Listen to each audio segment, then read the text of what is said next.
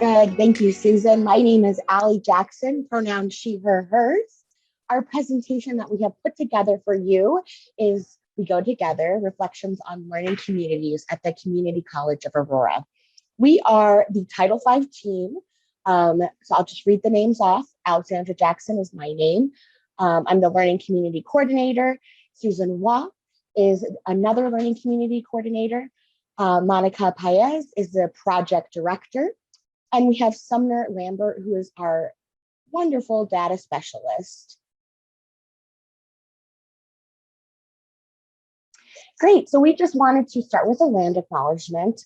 We acknowledge that the Community College of Aurora is on the traditional land of the Arapaho, Cheyenne, Ute, and Sioux people who have stewarded this land throughout the generations. We pay our respects to the elders, both past and present. For more information, you can visit this link. I'll post it in the chat for everybody. And one question I do like to pose with any land acknowledgement was just, how do we go deeper than a land acknowledgement? And if you all were on the conference call yesterday, there were some amazing examples of how we can go deeper than a land acknowledgement when it comes to honoring the original stewards of this land.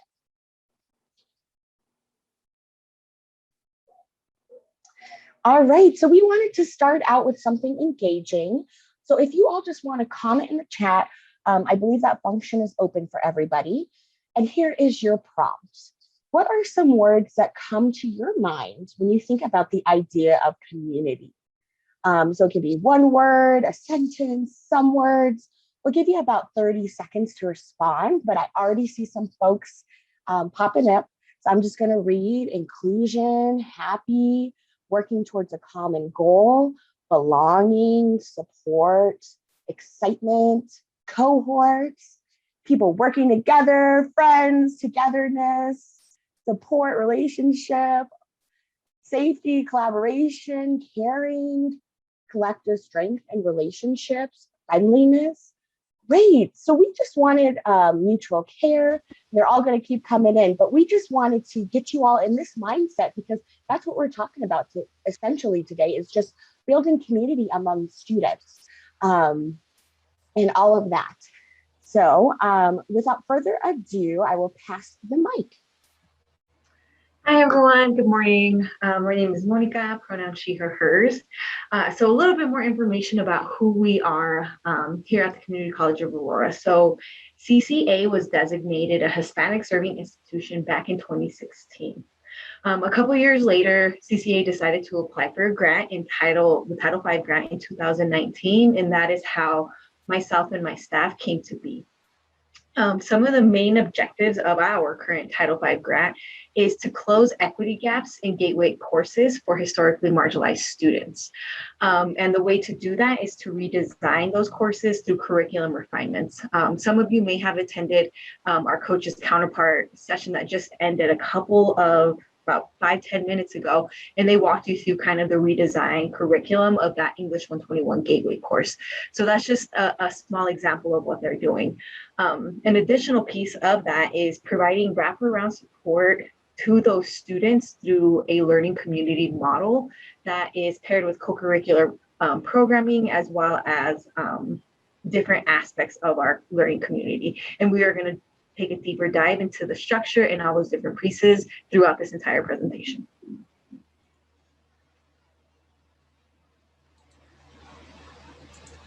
Hi, I'm Susan, pronouns she, her, hers. Like Monica said, if you came from the session right before this with our team, you might have heard a little bit about YASO's community cultural wealth. We also use YASO's community cultural wealth pretty heavily in the learning communities as well, just as an overall theoretical framework. And so basically, community cultural wealth is a critique on Pierre Bourdieu's idea that cultural capital is accumulated, and it's the cultural and educational experiences that folks have. But it is defined by a very white middle class lens, which implies that if you don't have the financial capital or racial capital to access wealth, you won't be moving up in the world. What I love about Tara Yasuo's model is that it allows for a shift from deficit-minded to asset-minded. So one such example is that From a deficit-minded lens with familial capital, you might look at a student who comes from a one-family home or one-parent family home and say, because they've only had one parent in their lives, they're lacking X, Y, and Z experience because of it. And because of that, that puts them at a lower level than the other students that you're encountering. But what YASO's community cultural wealth does is actually reframe that and say, this student comes from a strong one-parent family household. And from that, the student brings very valuable experiences that contribute to their surroundings as a result. And so this reframing allows us to really integrate curriculum and programming that allows students to show up as their most authentic self. And it's really important for us as educators to really acknowledge that students are educators in the classroom and their voices matter just as much as ours, and if anything more, because this higher education experience is theirs.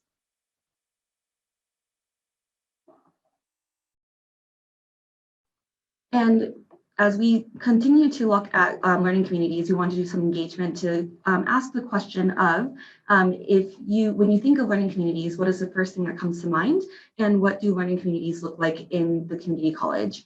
And so I will copy and paste our Padlet into the chat so you can access that. And feel free to use the plus sign button on the right-hand corner to contribute a note.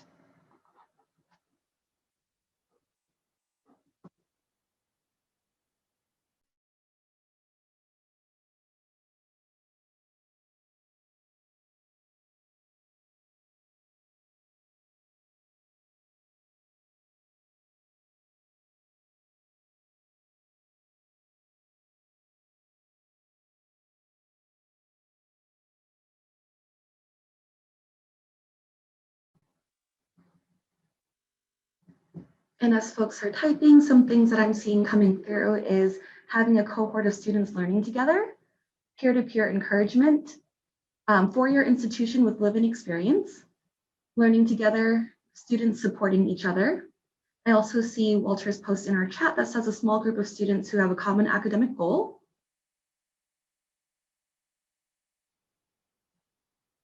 And then comprehensive learning opportunities. So continue to engage in the Padlet as much as you'd like to, but in the interest of time, I shall transition to the next slide. So basically our learning community model, and it's interesting with the person who put four-year living institution with living experience, because that definitely was what my traditional viewpoints of learning communities was to begin with. But it's been really great to be on this team and to really work on learning communities for the community college setting. So basically our model is that we have a summer bridge or summer welcome program for our students. We have two sections of English 121 that's been redesigned. And then with that, they actually are paired with a AAA 101 course, which stands for Advancing Academic Achievement. With that, we actually pair these English courses and AAA courses intentionally so that the students actually are taking the same courses for English and AAA together, and that creates a cohort model. In addition to that, they have one-on-ones throughout the semester with the learning community coordinator, so myself and Alli, and we also engage students in co-curricular programming that touch on all of these different topics, such as academic success, social emotional health, professional development, and then just overall social engagement, because we realize and acknowledge that students need to have some sort of social setting to thrive. And we see that in a lot of your responses in terms of students supporting one another or peer-to-peer engagement.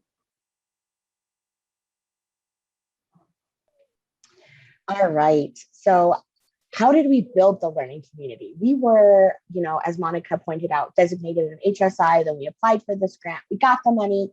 We hired inclusive pedagogy coaches who you heard from earlier this morning. And then, so step one was intentionally hiring 2 learning community coordinators. And I put intentional there just because we heard a lot about implicit bias and hiring bias in yesterday's presentations. So just being intentional with learning community coordinators that can identify with the demographic of students we want to reach. And I have a social work background, so I bring a lot of case management and that type of theory to the plate. So just being intentional of balancing skills and things like that.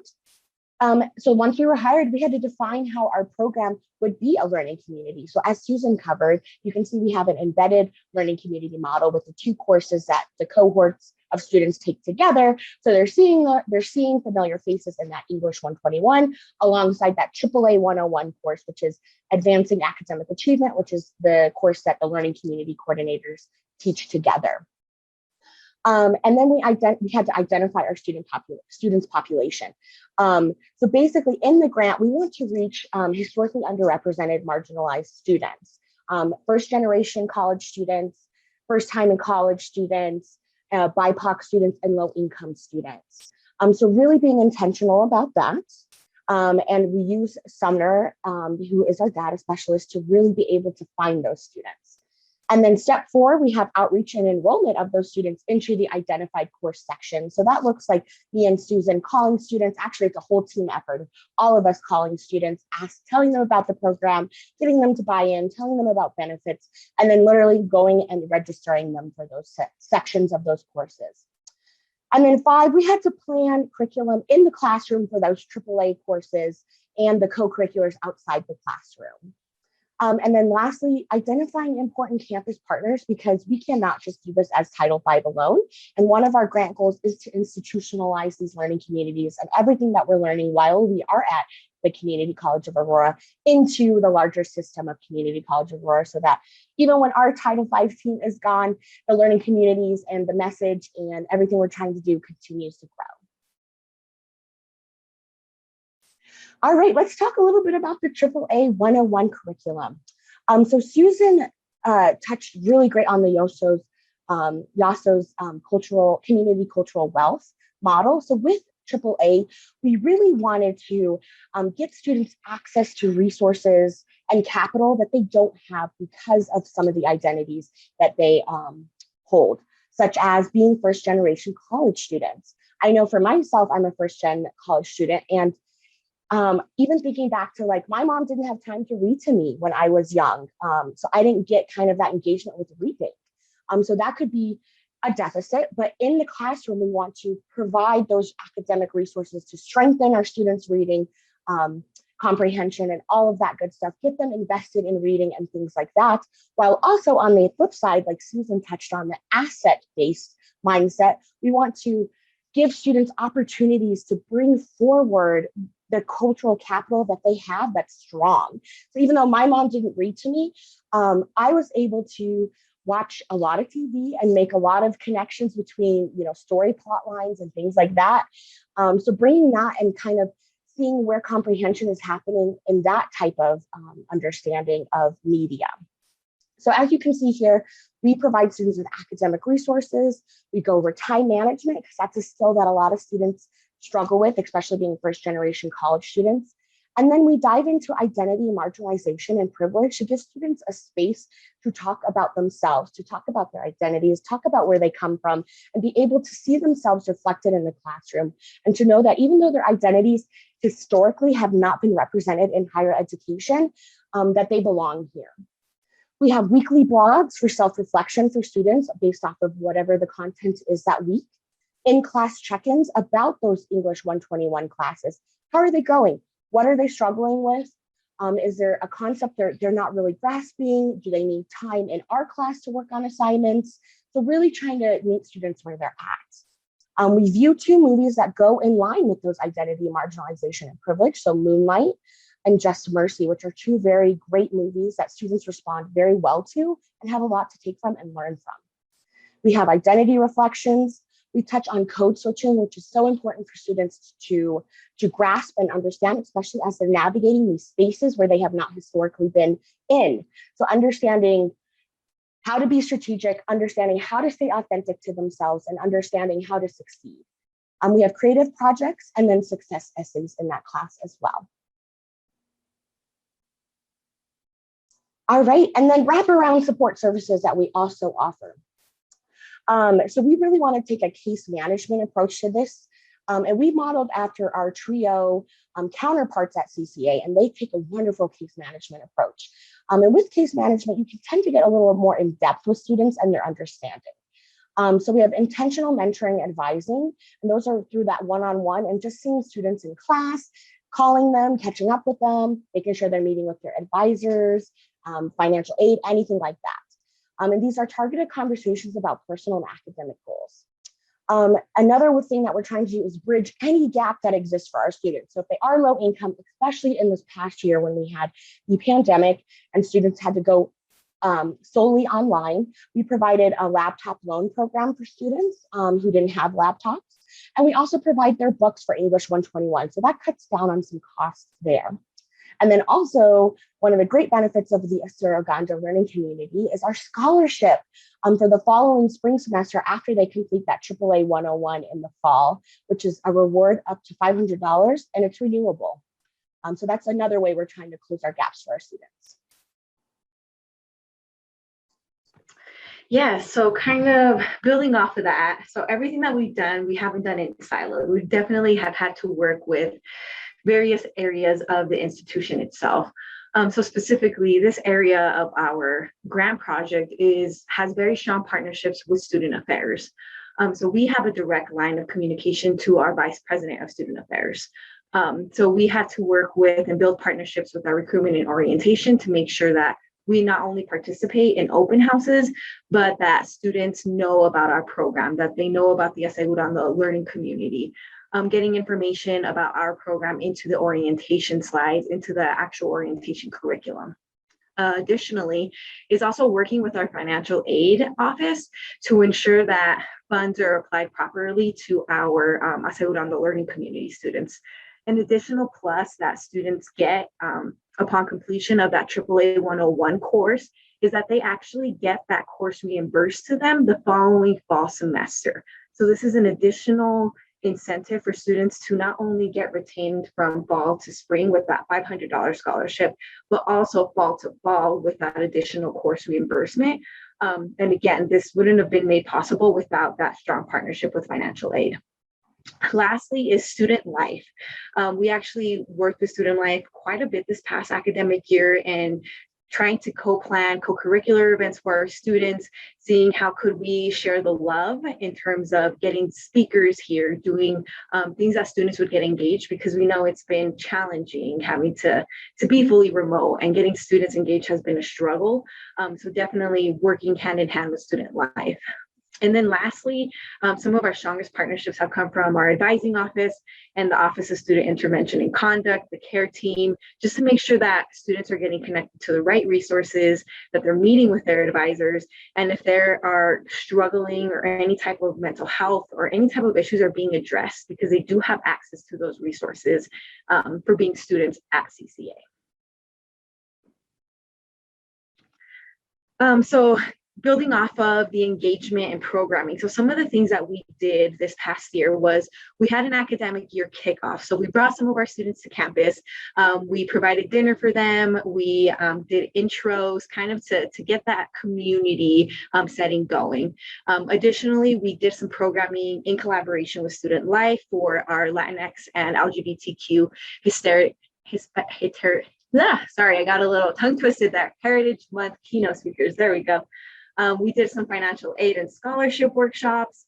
One of our biggest highlights, I will definitely say, has been working in collaboration with NASPA, Center for First Year Success. So we brought Dr. Cynthia Mosqueda to speak in a virtual platform, along with the student alumni speaker as well. And I think we had a really great partnership. We opened that up to all of CCA, and this was a partnership that we did with our TRIO counterparts.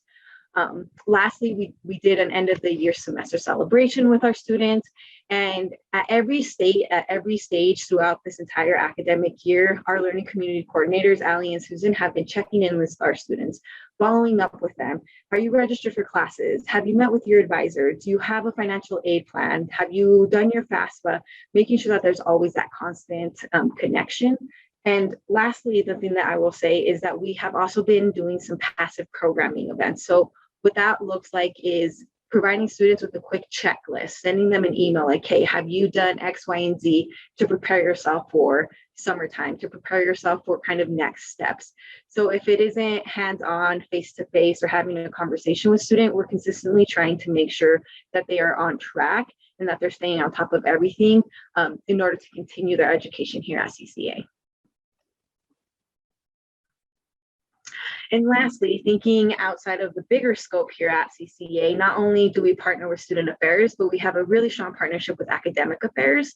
And this is, again, related to the work that our coaches are doing with those gateway courses.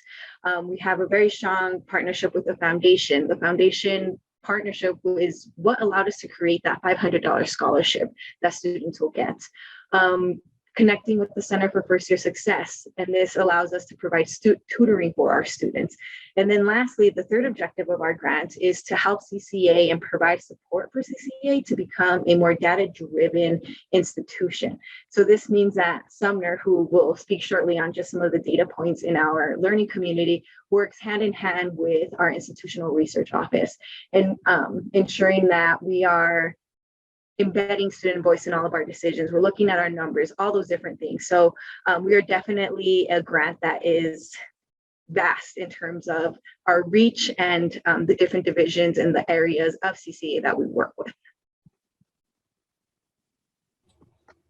Hi everyone, I'm Sumner Lambert, and I'm going to be talking with you about the learning community data from our first year.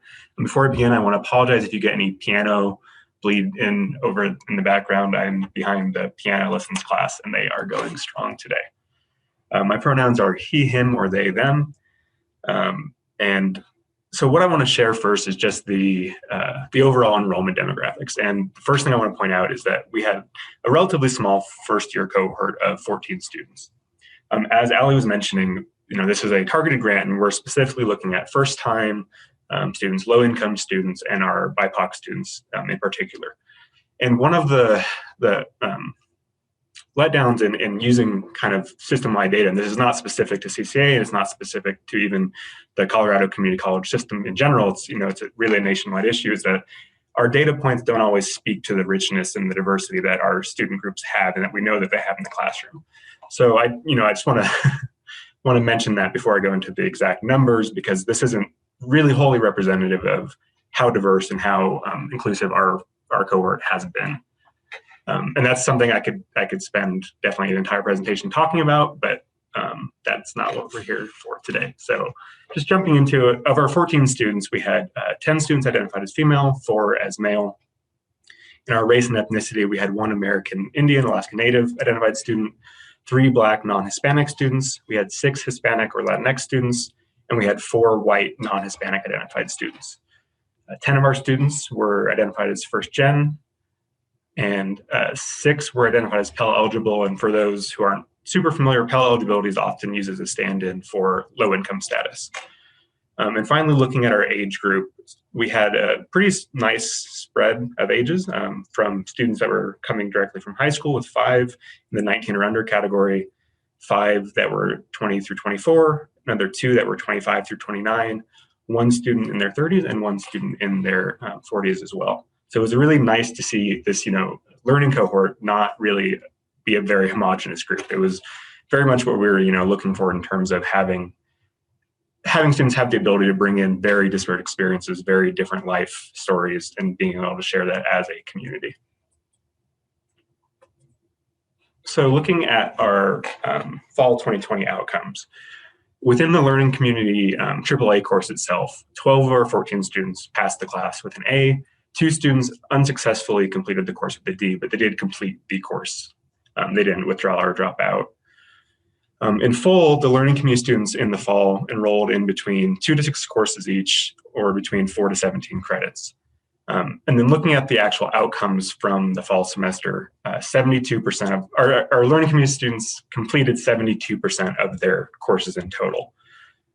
If we look at it including AAA or excluding AAA, I have both of these in here. And one thing that I do want to mention, and not to try and disparage any students or anything like that, but we know that this last year has been a really difficult year, just through the pandemic, through the racial highlights and events that were going on. It was a very difficult year for our students going remote.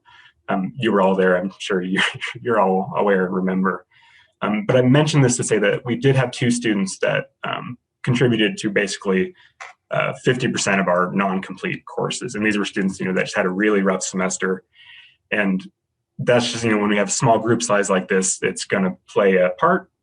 One student dropping out essentially, but not formally dropping out, is going to have a much bigger impact on your outcome numbers. That being said, having a 72% total completion rate of courses is still very much on par with our university numbers. So then looking into our spring retention for demographics, we did see a loss of over half of our students moving from fall to spring. We do think that we're going to get some of those back in the coming fall, as Alli and Susan have continued to reach out to the students to talk. And in some cases, we know why the student didn't come back in spring. In some cases, we didn't. In some cases, they were fully signed up and ready to go for spring, but then dropped out due to economic reasons or because they had other life issues going on. And as I mentioned, there's a lot going on for our students right now. You can go to the next slide. But looking at the performance of our fall 2020 cohort in the spring 21 semester, it was a really great thing to see. So in full, we saw the students that were in part of the learning community cohort in the fall re-enroll in spring, the 6 of them that did, in between 3 to 6 courses.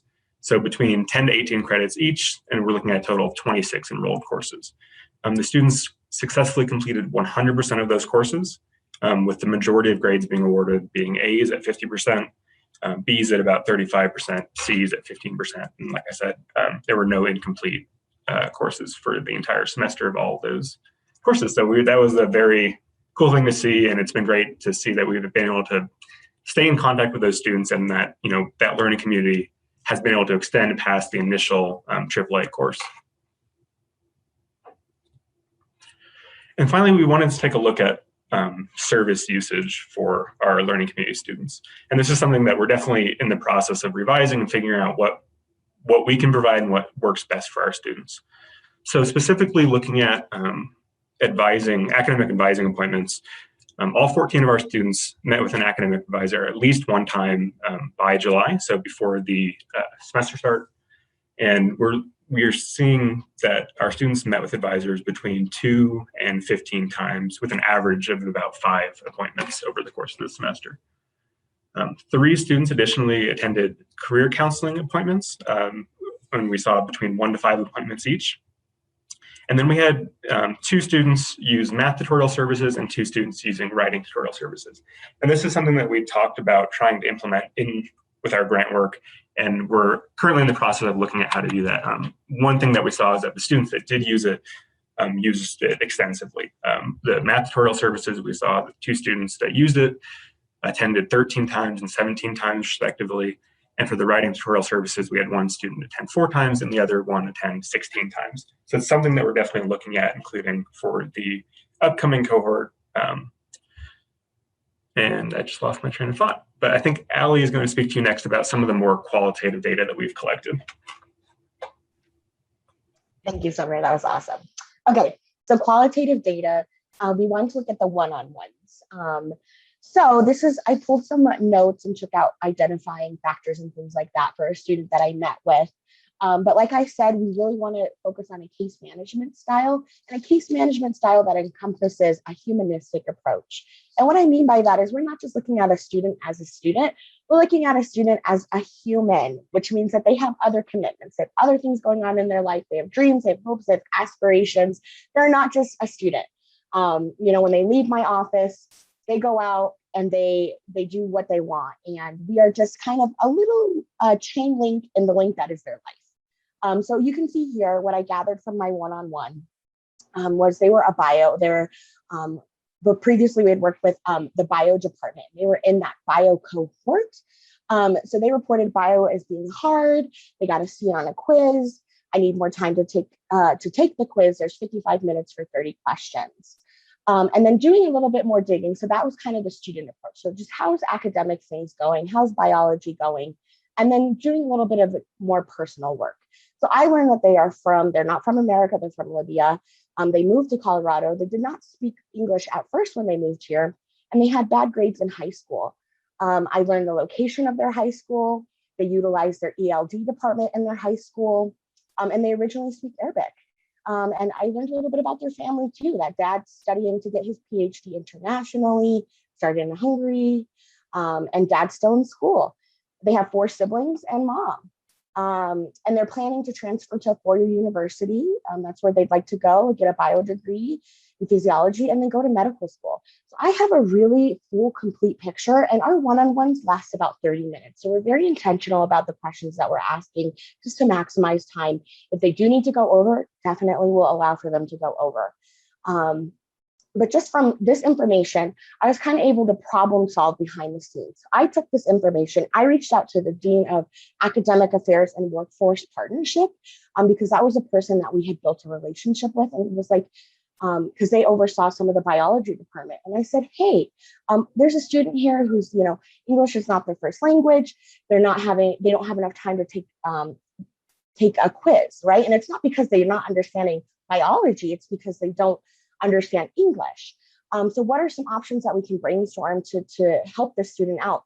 And from there, I was able to refer this student to the Office of Disability and Equity, and get them extra time to take the quiz because of their English as a first language status, or English not as a first language status.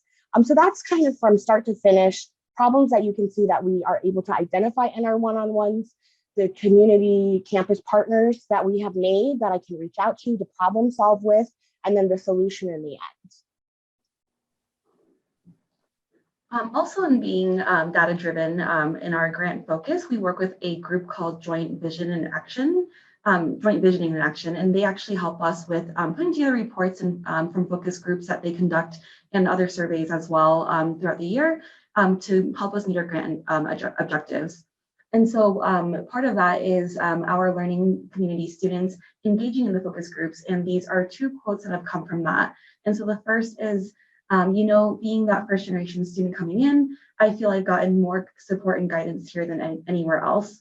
And so like Alli said, like with the intentional hiring of learning community students, I also identify as first generation. I think it's really helpful to be able to connect to some of the needs that first generation students really require in terms of support, and really thinking about and reflecting on our own experiences to be better support systems for our students. The other part of that is the student says, before I never interacted with teachers who talk about racism and how we can address it and discuss it openly. It makes me feel like I belong and we can have open conversations about it. So again, being able to unpack their identities and unpack the systemic structures that are in place in higher education really helps them understand how to navigate higher education as a whole. And that's part of the navigational capital that we see from CCW. Of course, being a first year into a grant is not without its challenges. And so some of the different pieces that we saw in the first year is that with the enrollment of the Segundo Learning Community, we had to move 100% virtual, just like everyone else did during the pandemic. And that definitely caused challenges in terms of being able to be more present in outreach and have sustained engagement, as Sumner pointed out, with some of the students that transitioned out during the spring semester. In addition to that, the staff and the program itself was really brand new. And so the new staff was really hired months before the pandemic happened. And then at the same time had to find the time to team build, interpret and implement the grant that was not written by them initially, and then find ways to then integrate Title V into existing CCA structures as a new program and with new staff as well. And so that required a lot of legwork in terms of building those relationships, maintaining those partnerships throughout the year, and then thinking about how to do that all virtually. The last piece of that is continuing to think about data collection and making sure that we are being very student focused in what we do, and being able to incentivize student participation in survey responses and assessment, knowing that we aren't able to use grant funds towards that. And so how else can we entice them to really take the time to be intentional in their survey response? Yes, so looking forward, so right now we are currently going to implement our second year of this learning community. So right now we are wanting to increase our cohort size to 40 students. So since beginning of April all the way until now, we have been doing active outreach and recruitment to get our learning community spots filled. So we really want to hit 2 sections of English 121, that is co-rec with AAA 101, and fill those 2 sections with 20 students each. Something else that we are really excited to be able to be working on is our Fox Connection Day. So this is going to be a summer bridge welcome event. to get students connected to the resources here on campus. So this is where we are really highlighting all of those partnerships that we have spent time this past year building and maintaining with not only academic affairs, but also student affairs, and bringing everyone together to really give this amazing experience to students that CCA is the right place for them, and that we are here for them, and we want to see them through whatever degree completion or whatever they want to do as far as their academic goals. Something else is that we are intentionally also working on setting up opportunities with our academic learning center. So what this looks like is we are hoping to have personalized specific tutors for our Asegurando learning community students. So on certain days and certain times, only our students will be served by those specific tutors to make sure that they are getting that targeted support that they need in either their math classes or their English classes. Something else that we're currently also working on is redesigning that AAA 101 curriculum. So going through and seeing what worked from the first time around, what didn't work, what do we need to embed more, what are some of the co-curricular pieces that we need to add outside of the classroom, and all those different pieces. So we are constantly wanting to incentivize, but also make sure that we are meeting the student needs. Continuous partnerships for student retention and support. So thinking about what other scholarship opportunities can we provide to our students, and how can we make it feasible for our students to stay here and complete their degrees here. And then lastly, right now, something that we are hoping to do in the future is work in collaboration with our business department, who is undergoing redesign of Business 115 curriculum, and hopefully build out a learning community within that business department as well. So those are all different pieces that we are working on moving forward, and are excited to do now that we have our foundation set, and now that we have something to really be able to build off of. Okay, and that's the end of our presentation. And so we have time for questions from folks, or we also have some guided self-reflection questions that folks are welcome to answer as well. So I'll just read them aloud just so that you know what they are. The first is reflect on a community cultural wealth capital of your own that you identify most with. Another one is what are ways you can utilize various campus partners to create a resource hub for your students. And the third question is think about a time you had a student who came from a non-traditional background.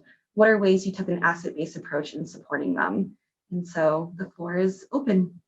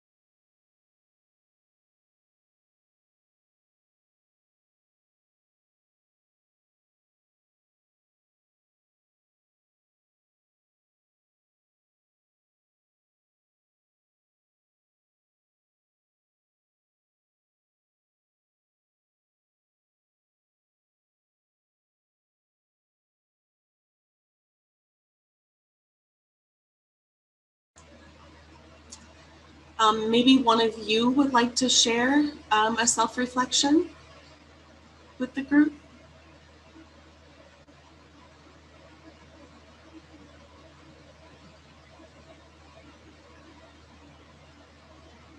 Anybody want to take that? Let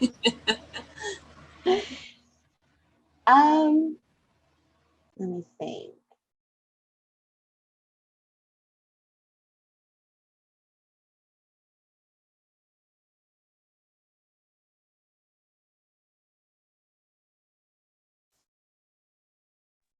I can share something. Right. So first one, reflect on a community cultural wealth capital that I identify with the most. So for me, something that I have learned, and I really didn't have the language to be able to name these different things when I was younger, but really navigational capital, being able to adapt to my environments, being able to to build mentorships and connect with folks depending on where I was in my career, where I was as a student, and also learning just how to navigate certain systems. And I think that also kind of ties into a little bit of code switching in terms of what spaces I was in. Was I allowed to be my full authentic self versus not being able to be my full authentic self? But I think that is something that I have learned, and I think that is a huge piece as to where I am now, is learning how to navigate, and also navigating while being my full authentic self. Thanks, Monica. And we also got a question in the chat: were your students who were taking English 121 also taking a CCR course? And was your AAA course used as a learning lab where students got help with homework? So I believe students were not taking a CCR course. That was one of the requirements in the grant, was that they had to test directly into that English 121. So no prereq courses there. And then the AAA course is really flexible, so we could use it as a learning lab for students to get help with specifically their English 121 homework, or ask any questions about other classes they're struggling with, and then we'll kind of triage them out to the appropriate resources that could then help them. But that's something that we're totally open to. With the personalized tutoring, we would love to find a class period within that 16-week semester to bring the tutor into the classroom to be able to provide some of those learning lab features. But stay tuned, because that's something we're still kind of working the kinks out with.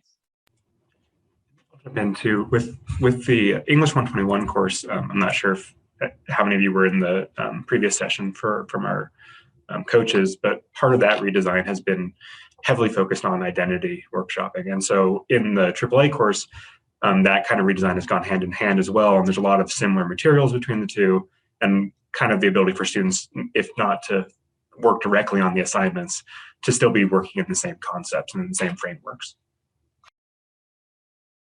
And the last thing I'll add to that is, as we're looking at our AAA 101 redesign this summer, we're actually working very intentionally to reach out to our English 121 instructors that we work with to see how we can really fit what they're teaching in their curriculum into our coursework. So again, trying to eliminate any barriers that students have by overwhelming them with coursework.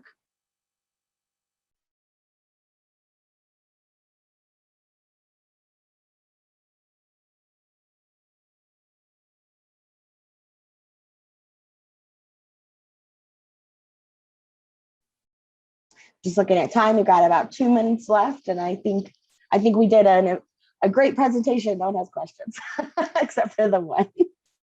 But yeah, thanks everybody for joining us and learning about our learning community and just the first year, and listening to the data and all of that good stuff.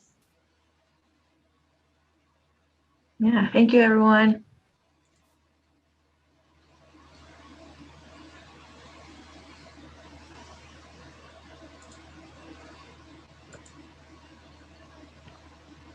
So thank you all for coming and joining us. For those of you who are still on, there are PD credits available. You just want to email me, Mandy Myers at cccs.edu. And we appreciate so much the time that you guys invested in this. So thank you.